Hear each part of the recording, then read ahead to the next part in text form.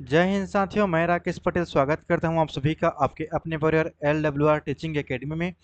तो बिना किसी टाइम वेस्ट के आज के सीटेट CDP की प्रैक्टिस सेट नंबर दूसरे को स्टार्ट करने वाले हैं। अगर मैं अपनी बात बताऊं तो मैं टेट और सीटेट दोनों क्वालिफाइड हूं भाई। ठीक है। तो कल एक वीडियो डाला हूं मैं, आप सभी उसे देख सकते हो कि सीटेट के टैग वर्ड्स के ऊपर उससे बाहर आपका क्वेश्चन नहीं जाने वाला है। ठीक है।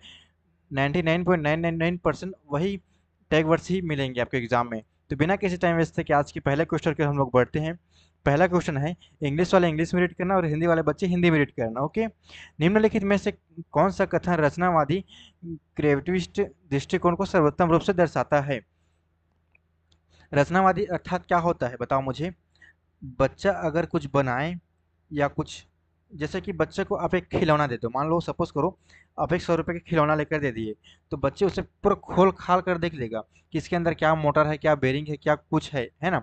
इसे ही रचनावादी कहा जाता है। तो ऑप्शन ए है। और एक हाँ ट्रिक है कि जो भी ऑप्शन में लंबा चौड़ा दिखे ना, केवल वर्ड्स को हटाकर 99.9% वही आंसर ही होगा हमारा। तो इसमें कौन सा आंसर हो जाएगा आप लोग बिना किसी टाइम वेस्ट के बता दोगे, क्योंकि लंबा चौड़ा आंसर कहाँ लिखा है, ऑप्शन नंबर ए में लिखा है ना। लेकिन हमको फिर भी पढ़ना पड़ेगा। और CDP के जो टाइम बचेंगी उसे हम किस में यूटिलाइज करेंगे, मैथ्स में करेंगे या इंग्लिश में करेंगे, है ना। तो दूसरा को पढ़ेंगे कि दूसरा पॉइंट है, शिक्षक ही ज्ञान का एकमात्र स्रोत है, एकमात्र स्रोत नहीं है। बी गलत। सी है, अधिगम मुख्यतः प्रवृत्ति से होता है, बिल्कुल गलत बात है ये। और डी है, दंड दंड तो हमें देखना भी नहीं है, मतलब CDP के अंदर बच्चे को हमें भगवान मानकर पढ़ना पड़ता है ना, भगवान मानेंगे हम लोग बच्चे को। तो फर्स्ट का आंसर क्या होगा, ऑप्शन नंबर ए हो जाएगा। Now the next one. तो क्वेश्चन नंबर सेकंड है, रीड एवरीवन। क्वेश्चन नंबर दूसरा है, वाइगोत्स्की के अनुसार सबसे प्रभावी अधिगम तब होता है जब बच्चा पूरी तरह अकेले कार्य करता है। अकेले कार्य नहीं करना है बच्चे को। वैगोत्स्की कहते हैं कि हमें बच्चों को सहयोग करना चाहिए, बच्चों का मार्गदर्शन करना चाहिए। और वैगोत्स्की कहाँ से है, कौन से देश से है, अब ये आप लोग का होमवर्क क्वेश्चन है, आप लोग कमेंट करना। तो दूसरा का आंसर क्या होगा, ऑप्शन नंबर बी हो जाएगा, क्योंकि लंबा चौड़ा आंसर हमें बी में ही दिख रहा है, बी ऑप्शन में। लेकिन हम फिर भी पढ़ेंगे। फैक्ट फैक्ट दिखे तो काट देना, ठीक है। टेक्स्ट बुक भी दिखे तो इसे काट देना। ओनली वर्ड्स जहां भर दिखे केवल या ओनली इंग्लिश में, उसे पढ़ना भी मत। तो इसका राइट आंसर क्या होगा, सेकंड का बी हो जाएगा, B. Now the next one. तो क्वेश्चन नंबर थर्ड है, रीड एवरीवन। क्वेश्चन नंबर तीसरा है, कक्षा की कौन सी गतिविधि अपसारी चिंतन मतलब डाइवर्जेंट थिंकिंग का सर्वोत्तम विकास करता है? नोट्स की नकल करना, नकल करके हम लोग सिर्फ नकल ही बन जाएंगे, नकल चोर। परिभाषा रटाना, रटंत विद्या फलंत नहीं। एक समस्या के अनेक समाधान ढूंढना, मतलब अपसारी चिंतन को ऐसे बोल सकते हो कि बच्चों बताओ आपके आसपास के पर्यावरण में कौन कौन सी चीजें आपको देखने को मिलती है ना। बच्चे को हम लोग ज्यादा कुछ नहीं बोलेंगे, बच्चे को हम लोग रोजमर्रा की जिंदगी के ही उदाहरण देंगे, है ना। ये हम तो नहीं पूछेंगे कि 1857 की क्रांति में कितने लोग शहीद हुए या कौन कौन मारे गए, है ना, ऐसे तो नहीं पूछेंगे ना, बच्चे हैं। हम बच्चे को रोजमर्रा की जिंदगी से ही रिलेटेड कुछ पूछेंगे, उसके दैनिक जीवन से। जिसके अकॉर्डिंग इसका राइट आंसर क्या होगा, थर्ड का ऑप्शन नंबर सी हो जाएगा। डी को हम लोग नहीं पढ़ेंगे क्योंकि डी में ओनली लिखा है, केवल लिखा है, केवल हमको देखना भी नहीं है। तो इसका राइट आंसर क्या होगा, थर्ड का ऑप्शन नंबर सी हो जाएगा। Now the next one. तो क्वेश्चन नंबर फोर्थ है, रीड एवरीवन। एक बच्चा कहता है कि चांद उसके साथ साथ चलता है, यह किसका उदाहरण है? ऑप्शन नंबर ए है रिवर्सिबिलिटी, ऑप्शन नंबर बी है कंजर्वेशन, ऑप्शन नंबर सी है सीरिएशन, ऑप्शन नंबर सी है इगोसेंट्रिज्म। तो इसका राइट आंसर क्या होगा, ऑप्शन नंबर फोर्थ का, ऑप्शन नंबर फोर्थ का ऑप्शन हो जाएगा डी आंसर, अहम केंद्रीवाद, अहम केंद्रिता। Now the next one. तो क्वेश्चन नंबर फिफ्थ है, रीड एवरीवन। कौन सी बुद्धि बच्चे को दूसरे की भावनाओं को समझने की समझ प्रदान करती है?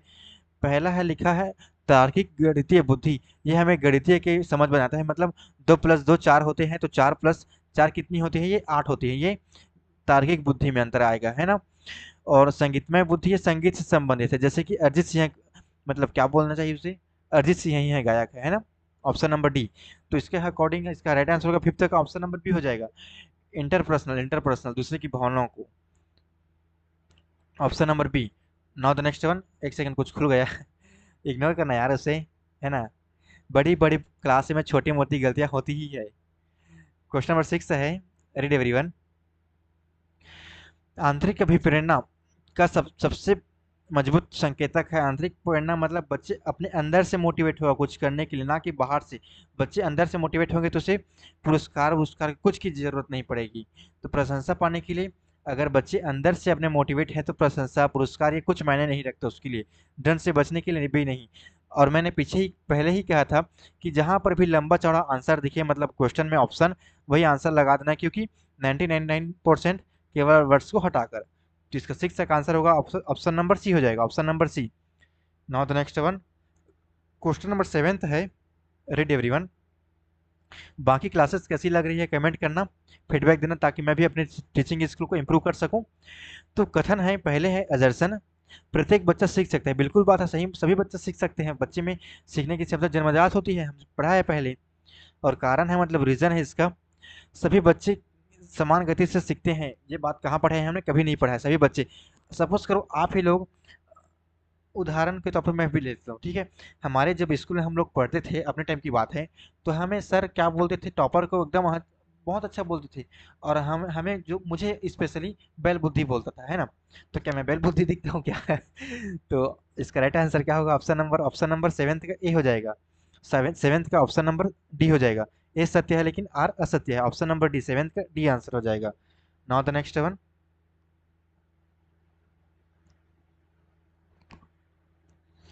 क्वेश्चन नंबर सेवेंथ का आंसर होगा option number D. Now the next one, तो क्वेश्चन नंबर एट्थ है, रीड एवरीवन।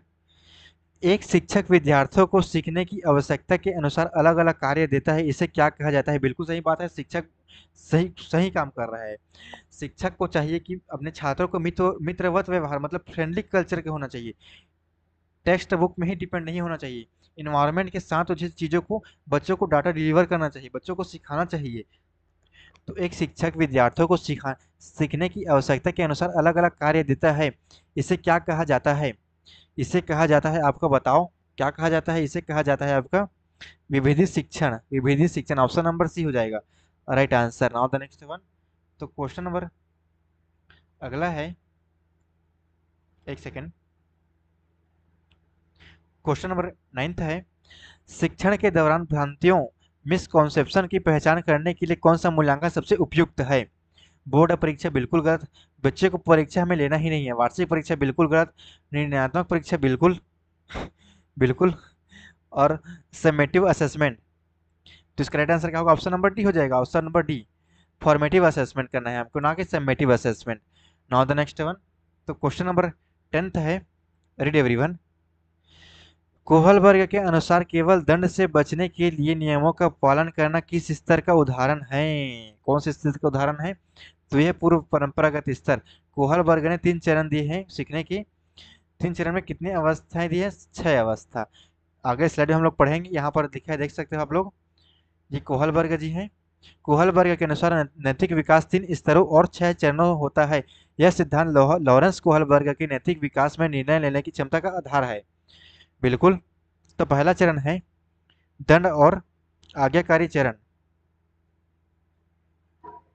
दंड और आज्ञाकारिता का चरण।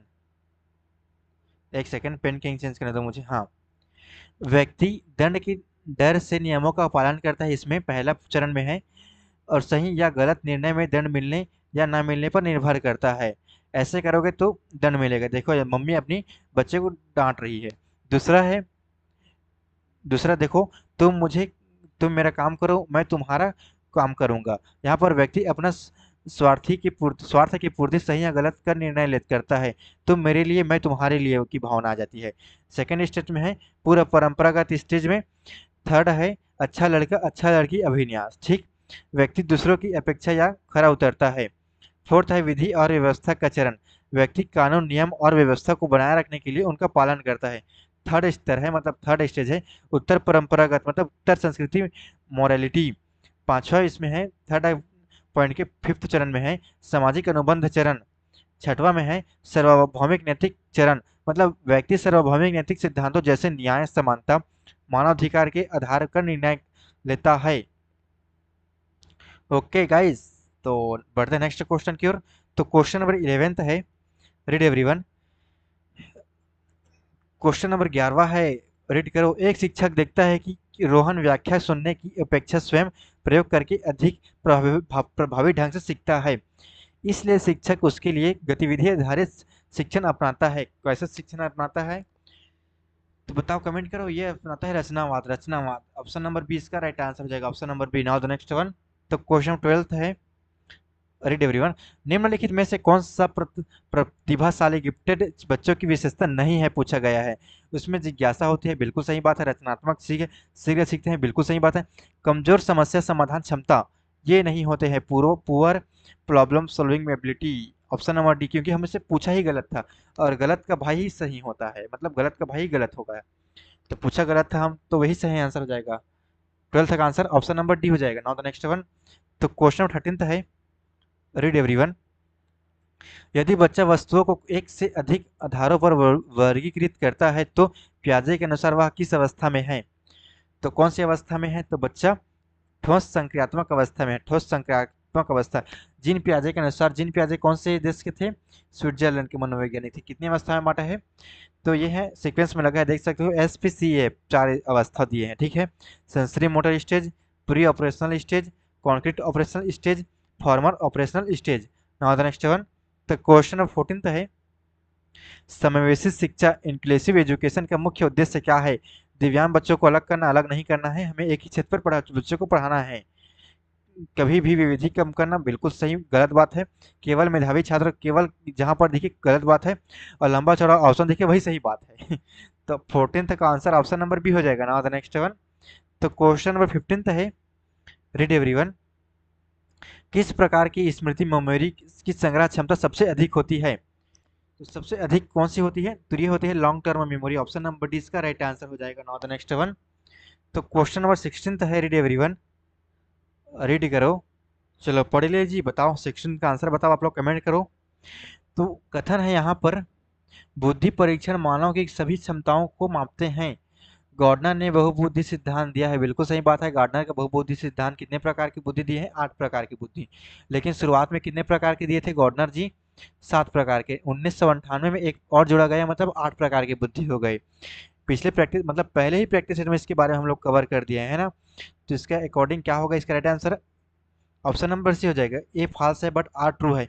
बुद्धि परीक्षण मानव की सभी क्षमताओं को कैसे मापेंगे, बुद्धि परीक्षण मानव की सभी क्षमताओं को नहीं मापते हैं, ये बात आप लोग ध्यान रखना, मोस्ट इंपॉर्टेंट क्वेश्चन बनेगा इससे, है ना। तो नाउ द नेक्स्ट वन। तो क्वेश्चन नंबर 17 है, रीड एवरीवन। कौन सा अधिगम सिद्धांत पुनर्बलन पर विशेष बल देता है, रियरफोर्समेंट। कौन सा बल, बताओ बताओ। 17 का आंसर हो जाएगा ऑप्शन नंबर ए, सक्रिय अनुबंध सिद्धांत, ऑप्शन नंबर ए 17 का। तो क्वेश्चन नंबर 18 है, मनोवैज्ञानिक है राइट लेफ्ट साइड में, और इधर उसके सिद्धांत है। पियाजे के सिद्धांत कॉग्निटिव डेवलपमेंट दिए हैं, है ना। कॉग्निटिव डेवलपमेंट दिए है ना पियाजे। तो इसका राइट आंसर क्या होगा, ऑप्शन नंबर पहला का थर्ड, पहला का थर्ड कहाँ पर है, सिर्फ और सिर्फ बी में है। आगे बढ़ जाएंगे हम लोग और देखेंगे भी नहीं, क्योंकि हमारा टाइम वेस्ट हो जाएगा इससे, है ना। क्वेश्चन को ऐसे सॉल्व करना कि जैसे आप लोग एग्जाम में ही बैठे हो। स्केप फोल्डिंग से हमारा क्वेश्चन है, निम्नलिखित में से स्केप फोल्डिंग का सर्वोत्तम उदाहरण कौन सा है। तो जहां पर भी ऑप्शन में लंबा चौड़ा देखिए वही आंसर हमारा हो जाएगा। समाधान रटवाना, रटवाना पर हम लोग बन नहीं देंगे।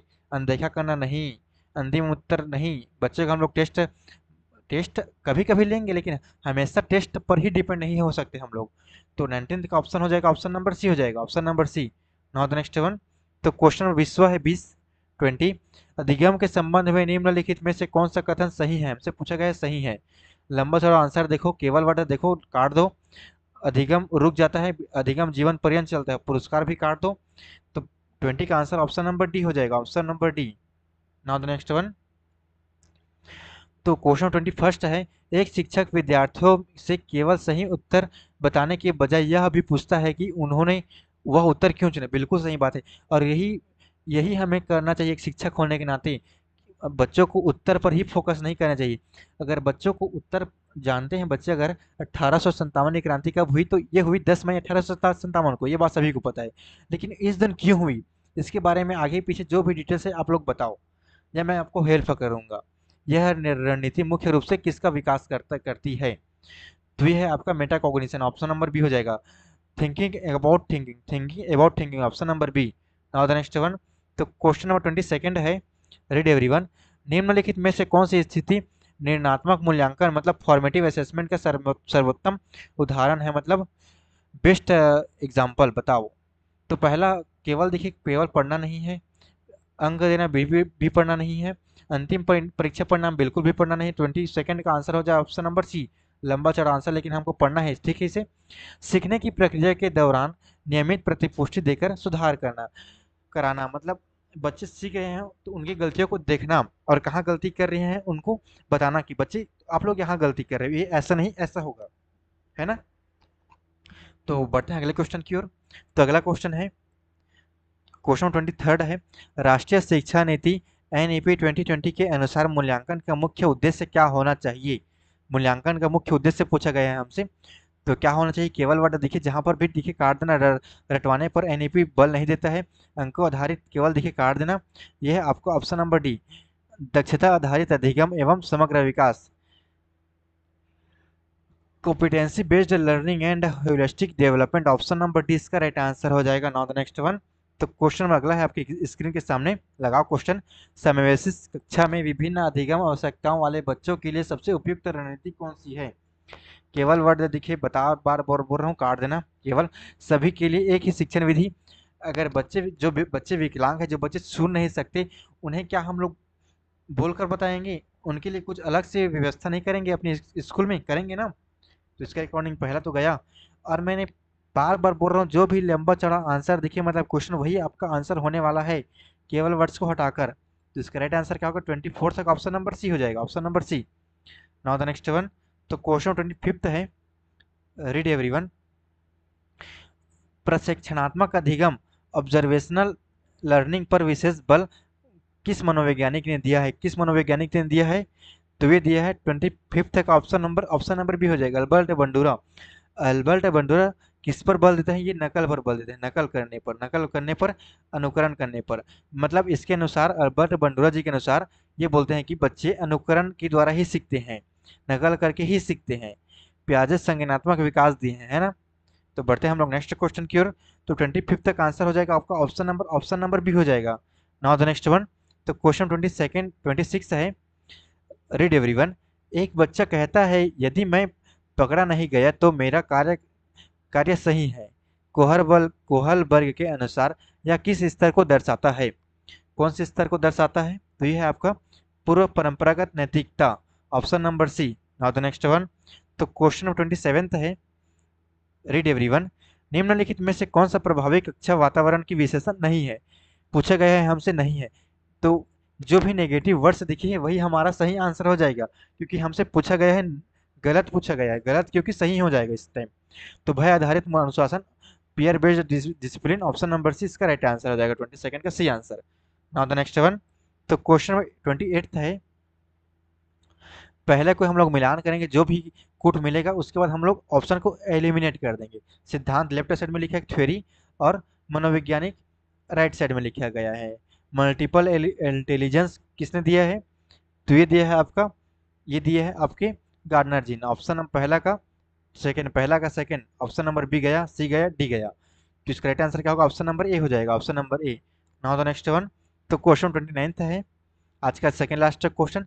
सार्थक अधिगम मतलब मीनिंगफुल लर्निंग का सबसे मजबूत संकेतक कौन सा है। तो एक दिन का तथ्य याद करना नहीं, पुस्तक का परिभाषा नहीं, नए संदर्भों में ज्ञान का प्रयोग करना, बिल्कुल सही बात है। स्कोरिंग हमको नहीं देखना है, ऑप्शन नंबर सी इसका राइट आंसर हो जाएगा।